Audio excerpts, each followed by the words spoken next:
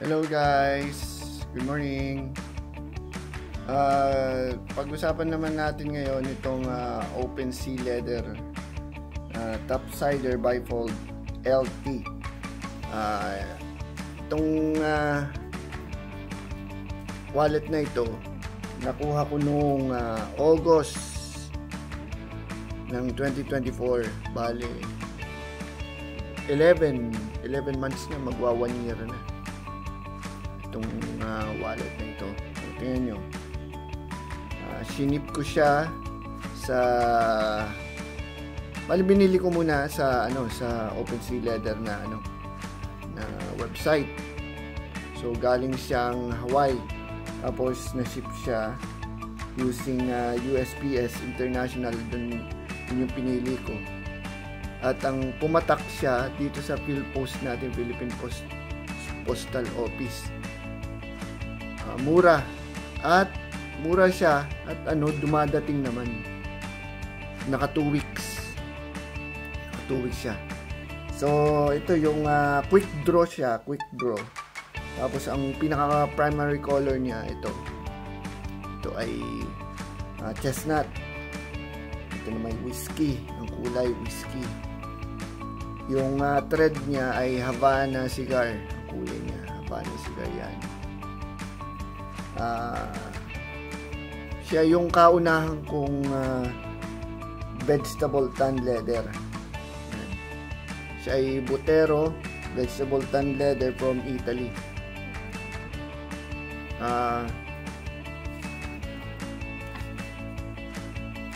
Nung nabili ko siya ay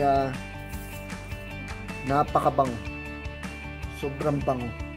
Sumakit yung tiyan ko sa bango. Bango pag inamoy mo siya.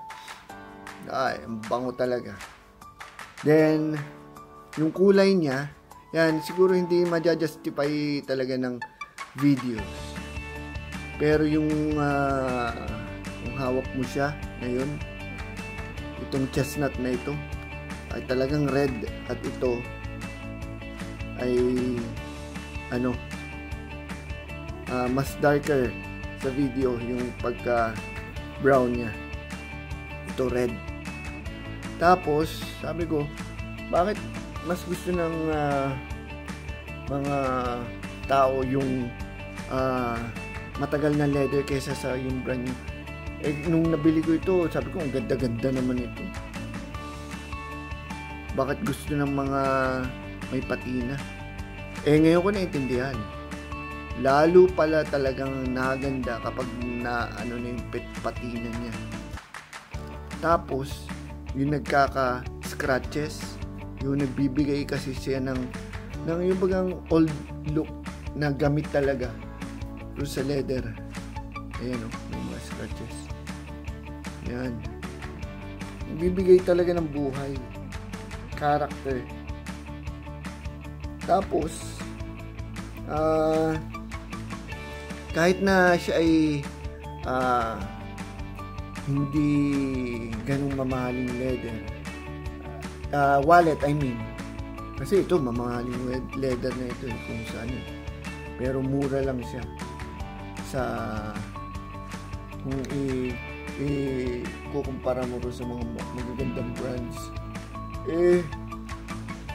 Pag tumagal, masasabi ko talaga nagiging class siya. Kasi kapag ako nagbabayad, laging tatanungin, bakit yung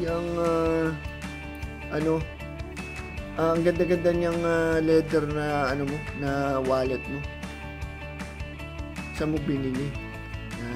Yun, makikipagkwentuhan na ako tungkol dito sa wallet na ito. Kaya kumuha rin kayo para maintindihan nyo ang kaibahan ng full grain leather versus sa mga genuine leather na nabibili ko noon sa malls.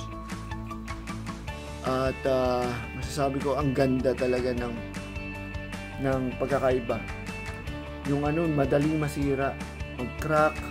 Ito hindi, lalong naganda. Ito nga pala, yung number rito ay request ito sa OpenSea Leather.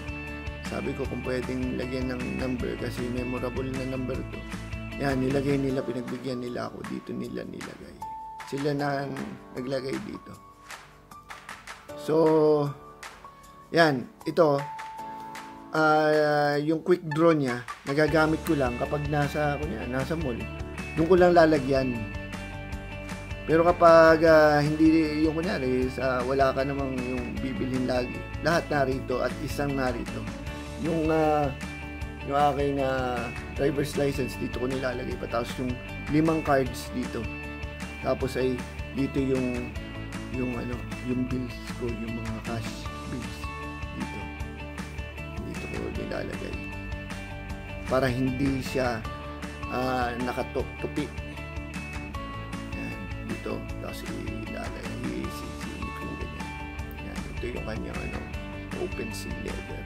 Ganda. Ang ganda-ganda niya. Lalong natagal, lalong naganda. Kaya kapag alam nyo, pag ang ginagawa ko lagi ito, hawak lagi every day para talagang magpatina siya. At talagang masaya ako. Masasabi ko masaya ako. Nagbibigay sa akin kasayahan, nakakakita ako, nakakahawak ako ng leather na gaya ng lolo ko. Na daming leathers yung lolo ko. Ngayon ko lang naintindihan na masarap pala isang accessory na tunay na leather. Kaya kuha na rin kayo. Thank you guys. Next time ulit. Bye.